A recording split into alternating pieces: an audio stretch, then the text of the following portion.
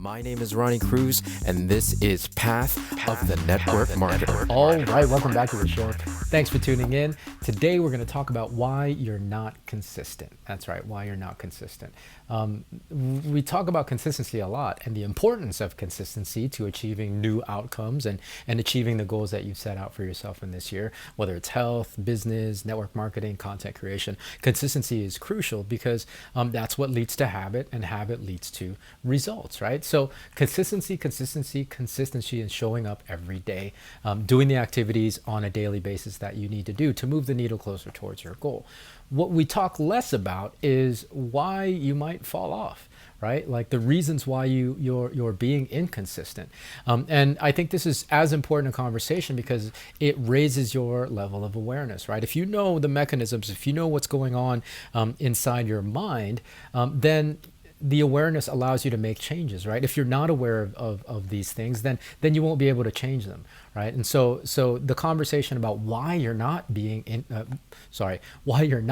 consistent is again just as important as the conversation about being consistent. So the reasons why you're not consistent: number one, it's because of overwhelm and or intimidation, right? The vastness and the grandness and the scope of the goal is so huge, it's so monumental that it's impossible for you to conceptualize actually doing the thing. Right, and then you just throw in the towel. Well, it's so big, it's impossible. I'm just not going to do it. Right, it's impossible anyways. Why even try? And so this throws consistency out the window. I mean, it kills any momentum. Most people, it stops them before they even take their first step. So understand, it's okay for a goal and a vision to be grand and huge. And if you're afraid of that vastness, that grandness, it doesn't mean it's impossible.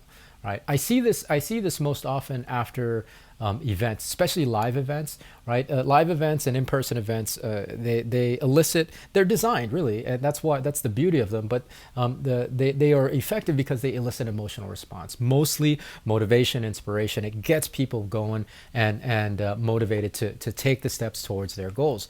Another reaction that's not as common, but I do see, is that people get overwhelmed by it. Right? It's too much to take on. They're talking about these big goals and changing my life and all these grand visions, and I can't do it. I'm too overwhelmed. I'm too intimidated by it. So I'm not even going to try. Right? Again, it stops them before they even start. And even if they do try once or twice, they can't keep consistent because that overwhelm is so big, that intimidation is so big.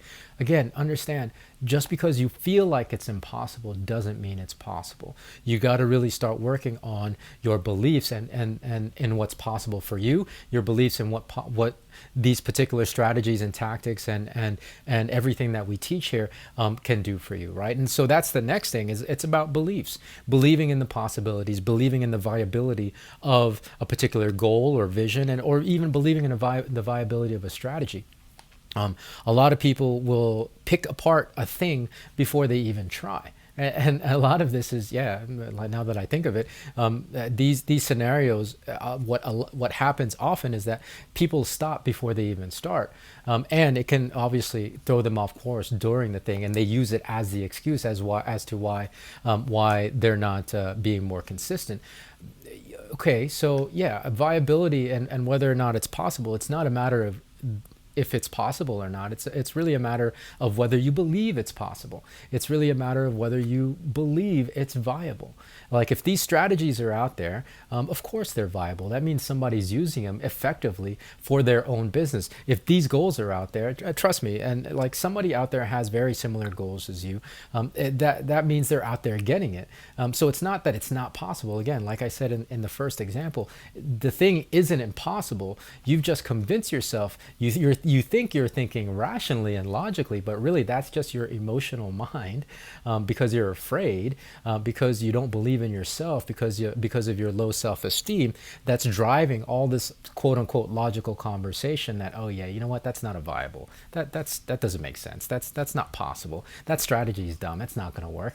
That's not true. That's all yourself trying to fool yourself to stay in your comfort zone and to not take any risks, right? So that's the second thing. Again, your logical mind is going to fool you into thinking you're being rational when you justify why you're not taking on these challenges, why you're not pursuing your goals, why you're not being more consistent.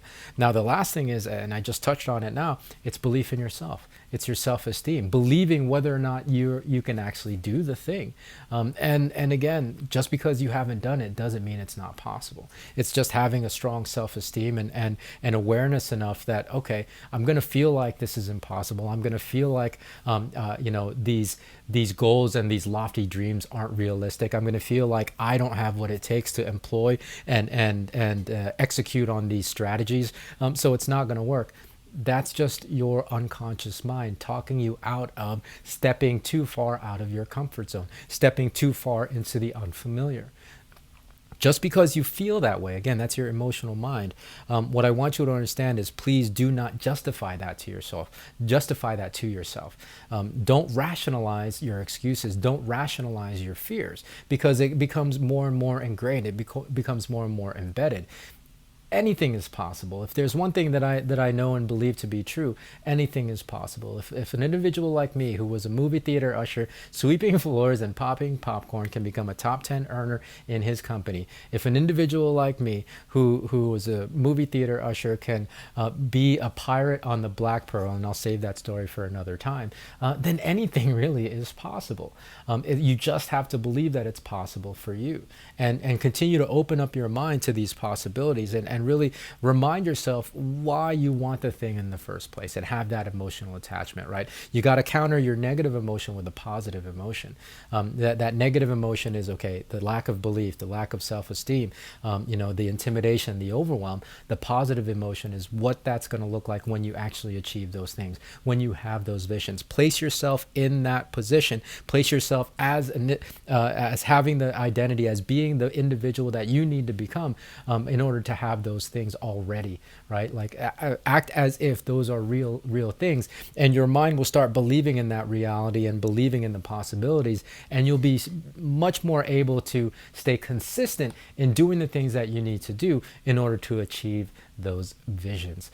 So that's why these are the reasons why, and of course there's probably more, but all of them I think funnel into and kind of can be grouped into these three categories, right? The first one being intimidation and overwhelm. The second one is being not believing in the possibilities of the goal or of the viability of the specific strategy. And then the last one, and the most important, is not believing in yourself, not believing in that you're capable and that it's possible for you, right? So being aware of this, then you can take the actions to counter those belief systems and adopt new belief systems, right? And we've talked about that already, but I'm sure we'll talk about that again.